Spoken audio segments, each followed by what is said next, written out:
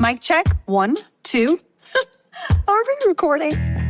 Hi, I'm Michelle Bernstein, an award-winning chef, restaurateur, and mom. I have a lot on my plate, including my psoriatic arthritis symptoms.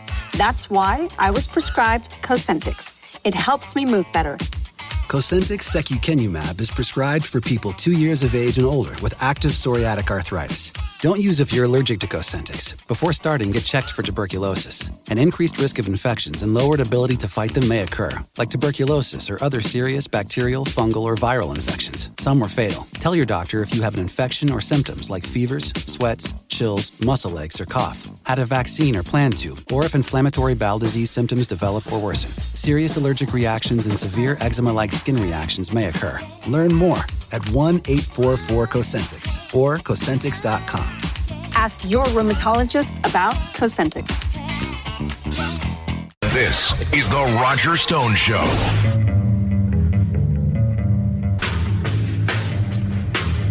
We're back. This is The Roger Stone Show on the Red Apple Audio Network. My guest now is Steve Friend, who has a long career in law enforcement, beginning in Georgia as a patrolman and narcotics agent, but rising to be an FBI agent in 2014. Steve Friend has investigated violent crimes, has also investigated human trafficking, child exploitation, as well as domestic terrorism. Steve left the FBI in 2022 after deciding to become a whistleblower when he became uncomfortable with the Bureau's policies regarding school board meetings and parents, among other things.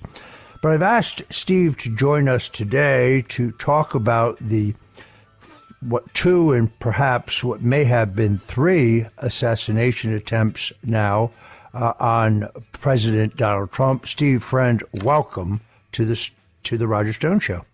Well, thanks so much for having me today, Roger. So, Steve, this is, I almost don't know where to begin. I wrote a book in 2013 about the Kennedy assassination, the man who killed Kennedy, the case against LBJ. It became a New York Times bestseller. I'm very proud of that book. It was my first book. But in that book, I document the fact that there's just no question that the Secret Service and the FBI stood down on President John F. Kennedy on November 22nd, 1963. When I say they stood down, they violated many of their standard protocols and procedures, which made the assassination of the president possible. As I look at the assassination attempt in Butler, Pennsylvania, I continue to have more questions than answers. For example, the idea that the Secret Service, the state police, and the local police would all be using different radio frequencies rather than the same frequency, so they could not actually communicate with each other. Would you say that that is unusual? Unfortunately, it's actually quite typical. And this is just another one of the vulnerabilities that's out there. It's sort of tied to what I've been trying to hammer home, that there's this myth of competence that exists with our federal law enforcement partners. Now, you would expect, because that is the normal situation, that you would have an advanced team. Some of the agents in the Secret Service would have met beforehand with the local partners, local law enforcement agencies in Butler, Pennsylvania, gotten their radios, and then been able to communicate with them. But here's the little dirty secret, is that nobody wants to do that, because it necessitates that you return those radios to them later, which means that you have to just stay behind a little bit longer. So now we're just talking about not willing to be inconvenienced by having to meet with the plebeian swine, the local cops who are just out there doing their job every single day to augment you and your responsibilities to keep President Trump safe. And they didn't do that. And from what the whistleblowers who have come forward to Josh Hawley have revealed, is there was no advanced team that he came out. They failed to develop that relationship, failed to get those abilities to even communicate with each other. And as a result, there was a huge lag in time, even if there was a report of this of crooks on the roof there from the locals, to actually getting to the ears of the Secret Service, or vice versa. We also learned that a majority of those in the president's protective detail were not, in fact, Secret Service agents, but the majority of them were Department of Homeland Security employees who had been given a 2-hour online tutorial on executive protection. This for the protection of a former president of the United States. And based on a report by Clay Higgins, the congressman from Louisiana, who has now, I'm happy to say, been appointed to the House Special Committee that's going to investigate what happened in Butler, because Clay is a bulldog, a former law enforcement officer like yourself, that the Secret Service, the state police, and the local police knew that there was a man, they tell us it was Crooks, known to those entities within the sealed perimeter for 92 minutes. They also knew he had a gun. They had seen him use a rangefinder, yet somehow President Trump's detail is not informed, and President Trump is not evacuated from the premises, which is the normal way things would be done. It is, and there was just a lot of failures here that even haven't gotten to the public attention, like the fact that the on-site lead agent here was deemed to be pretty below par as far as her performance went, and that was a responsibility that was sort of traded around amongst the different members of President Trump's protective detail rather than going to the most qualified person. And this individual, she had a history of posting where she was in picture form, video form on social media while she was supposed to be doing protective detail work. And then the overall commander for this event from the Pittsburgh field office from the Secret Service, she had a couple of decades of experience with the Secret Service, but had never actually served on a protective detail. All of her experience, I guess, had been in some sort of investigative role. So these are just the legion amount of failures that we've seen here. And, you could attribute some of it to just ineptness and incompetence as it pertains to the federal government. I've always said it's incompetent people doing incompetent things incompetently, largely, and you can stack those failures on each other. And I think that was a huge contributing factor, particularly when you think of the fact that the Secret Service really hasn't been tested in the last 4 decades. And then finally, this guy Crooks decides to put it to a test and exposes all of these failures that have likely been going on for a long time. But in light of now the second attempt last weekend, it seems to be that now we have a trend. Now we have the element of there might be a complicit element here from the Secret Service. Let's move on to the more recent attempt in the West Palm Beach golf course, Trump International, by the way, one of the nicest courses, greatest courses in the country. This story boggles the mind even further. We're told that Ryan Routh, who is the suspect, who is unemployed, but who manages to post websites recruiting mercenary soldiers to fight in Ukraine, visits Ukraine on multiple occasions. Yet we're also told that he is essentially indigent, that he is a failed business. He does have a home in Hawaii where he allegedly lives, although he voted in the last election in North Carolina, where he does not live. We're not certain how he gets from Hawaii to West Palm Beach, Florida.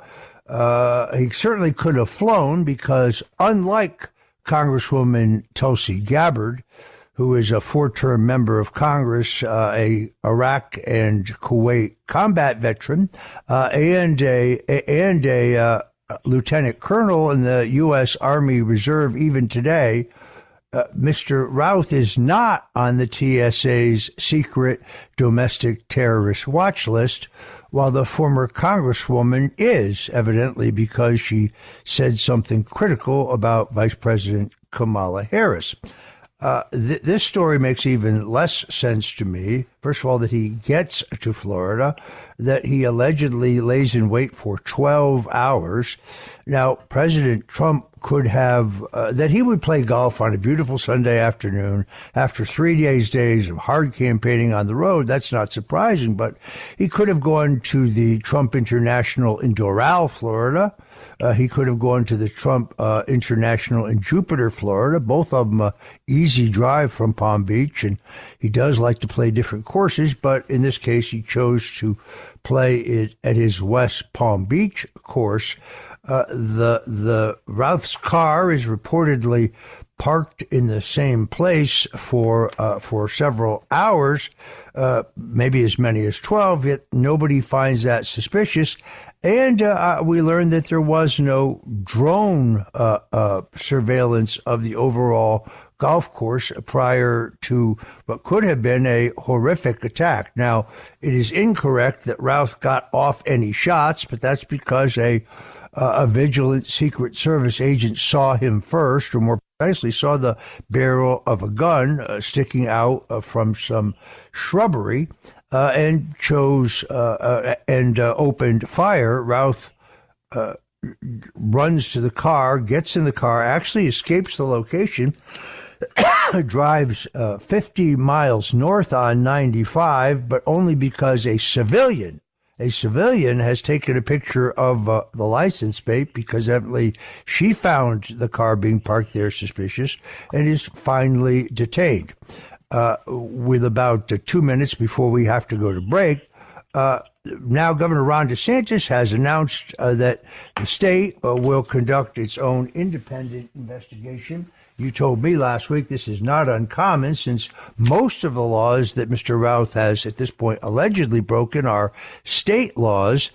But Governor DeSantis told us late last week, I think it was with Laura Ingraham on Fox, that he's getting no cooperation from the FBI. So when we come back, I want to ask Steve Friend, a former FBI agent who served his country with distinction, whether that's common, whether that's the way it usually works. I'm Roger Stone. This is The Roger Stone Show, and we'll be right back. This is The Roger Stone Show.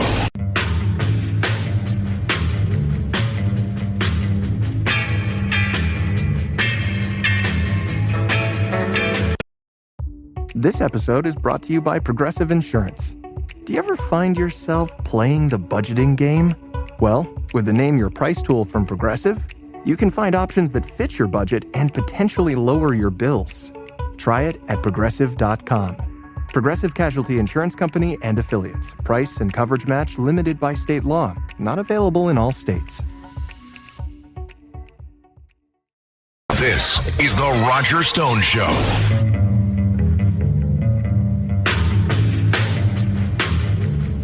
This is Roger Stone, and you're back on The Roger Stone Show. We're joined by Steve Friend, who is a former FBI agent. He has, by the way, the author of a great book, True Blue, My Journey from Beat Cop to Suspended FBI Whistleblower. He's also the co-host of The Morning Post, a weekday morning show that's on at every 8 a.m. on X, formerly known as Twitter. You can get Steve's great book, which he was kind enough to sign a copy of for me. I actually read it. It's a terrific book. You can get that book on Amazon or wherever good books are sold. Again, the title of that book, True Blue, My Journey from Beat Cop to Suspended FBI Whistleblower. We're talking about the attempted assassinations of President Donald Trump, which unfortunately seems to me to be becoming normalized in our society. Steve, I want to ask you about what happened in Tucson, Arizona, also last week, where the president came on stage for one of his rallies. Once again, as usual, a massive crowd. And it appears that everyone directly behind him, because if you've seen it on TV, he always has people behind him at the podium.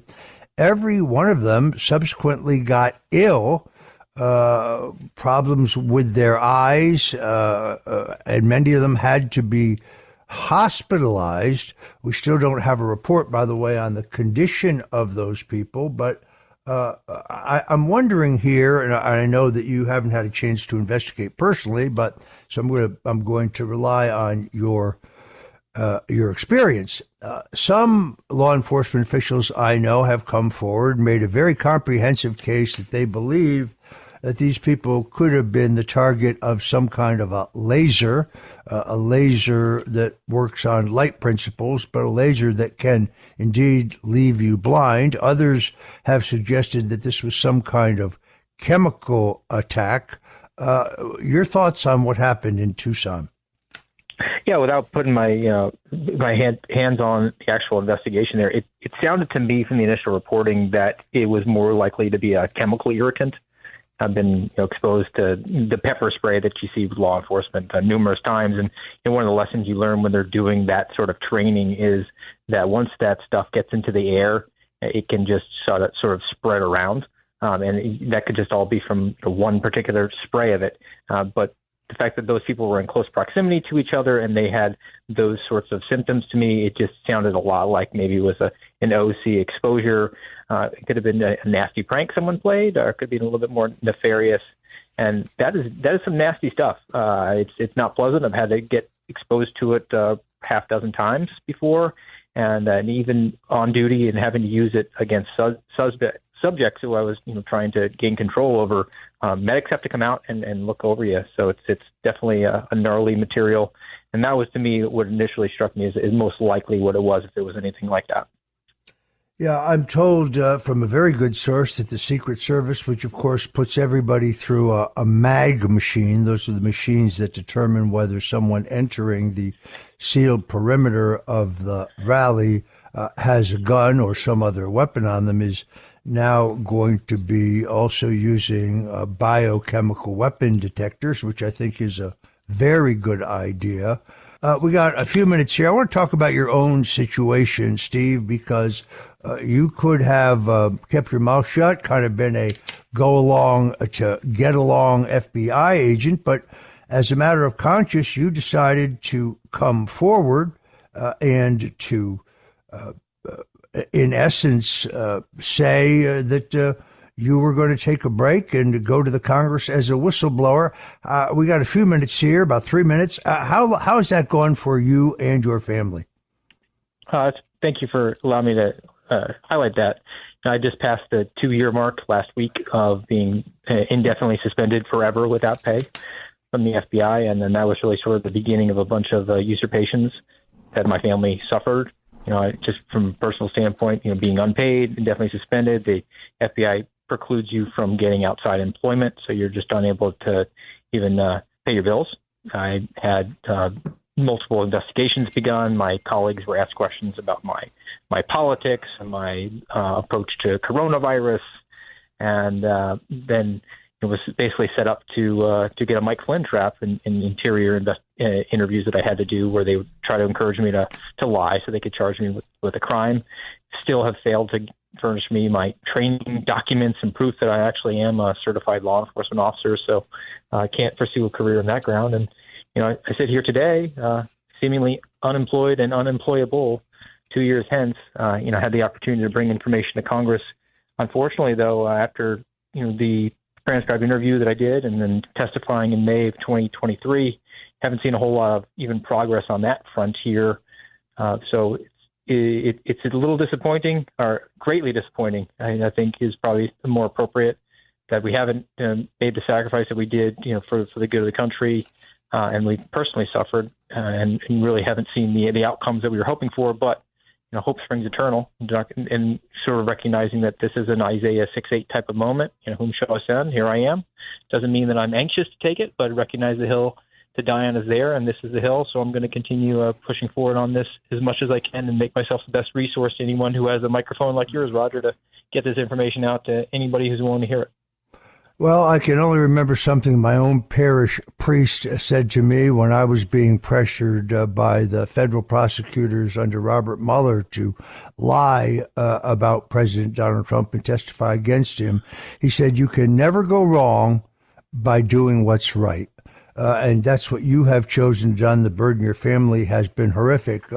Steve, is there a Give, Send, Go where people can go to help your family? Is that allowed? No Give, Send, Go for me at the time. We had one set up after testifying, but right now the best place people can reach out to me to support is going to be social media. My X handle is at Real Steve Friend, and then as always, the book is available on Amazon through Blue. My journey from beat cop to suspended FBI whistleblower. That's available out there, and they'll be appreciating anyone who wants to get a copy. I highly recommend the book, and I want to thank my good friend Steve Friend, a former FBI agent, but above all, principled patriot and family man. God bless you, Steve, and God bless your family for the difficult times you are going through, and all of our audience out there. We will pray for you as well. Thank you for joining us on The Roger Stone Show. Now, it's time for Protecting Your Investments, sponsored by Colonial Metals Group. Here's Roger Stone. You know, with America moving towards a digital currency system where you wouldn't even be able to control your own money, and of course, runaway spending destroying the buying power of the dollar, well, I think now is the time to protect your retirement, protect your nest egg, protect your portfolio, including your IRA, by diversifying your holdings to include precious metals like gold and silver. Colonial Metals Group is the group I trust the most. You can call 800-847-6589, and they'll give you an absolutely free analysis of your situation and your options. Or go to the colonialmetalsgroup.com, colonialmetalsgroup.com/stone. But act today.